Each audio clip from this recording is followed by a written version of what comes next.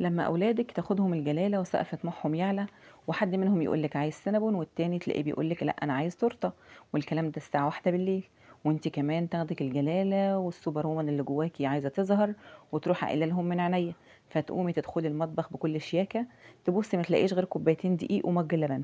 طب هتعملي ايه؟ هتخرجي من المطبخ وايدك فاضيه ولا هتتصرفي ازاي؟ هتختاري تعملي ايه؟ تورته ولا سينابون؟ الصور اللي بتتعرض دي سيبكم منها خالص، مش دي الحاجة اللي انا عملتها، دي صور موجودة قبل كده على القناة، وفي حاجات لسه هتنزل ان شاء الله الفترة الجاية، انا بس استعنت بيها. تعالوا نشوف احنا هنعمل ايه في الفيديو بتاع النهاردة. هنا معايا 4 بيضات ضفت ليهم معلقة فانيليا، وهبدأ بالمضرب الكهربائي كده اضرب فيهم لحد ما البيض يعمل فقاعات هوا كده، وبعد كده ابدأ اضيف كوباية وربع من السكر، وبنزل بيها بالتدريج عشان ده بيخلي القوام بتاع البيض يزيد معايا ويتضاعف حجمه. وهتشوفوا طبعا معايا المراحل دي اثناء الفيديو.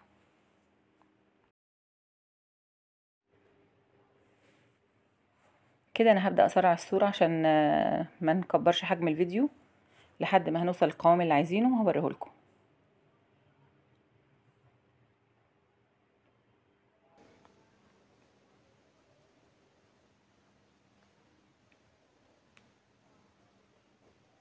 ده كده القوام المطلوب. هنبدأ بقى ننزل بباقي المكونات.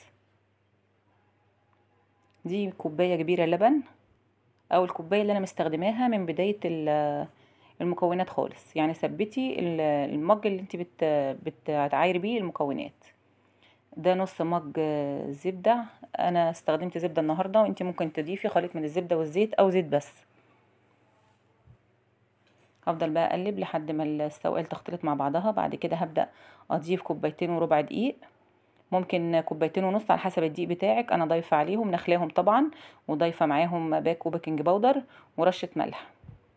وضايفه كمان معاهم 3 معالق كبار نشا. النشا بيدي قوام حلو قوي للكيك.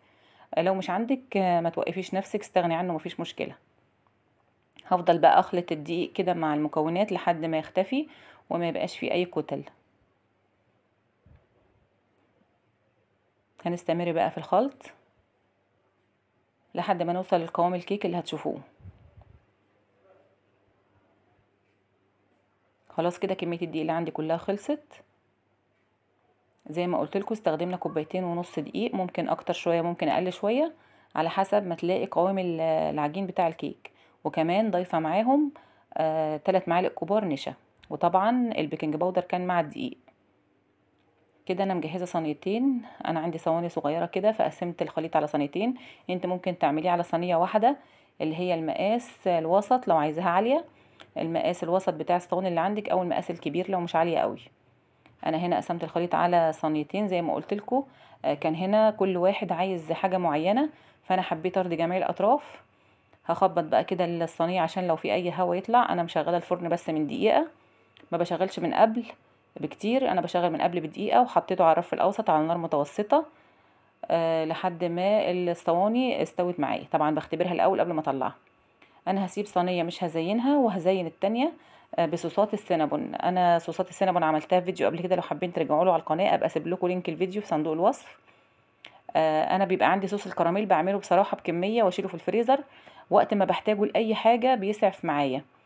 صوص السينابون عملته جبنه نستون كانت عندي وعملت بيها الصوص مع لبن بودرة، مع لبن سائل، مع سكر بودرة، شوية فانيليا، معلقتين زبدة. جهز الصوص الأبيض وزينت طبعا زي ما انتوا شايفين كده. طلعت حاجة فخمة بصراحة. طعم الكيك كان جميل قوي، قوامه كان تحفة زي ما انتوا شايفين. لو انتم ملاحظين وانا بقطع الكيك عامل زي الاسفنج معايا.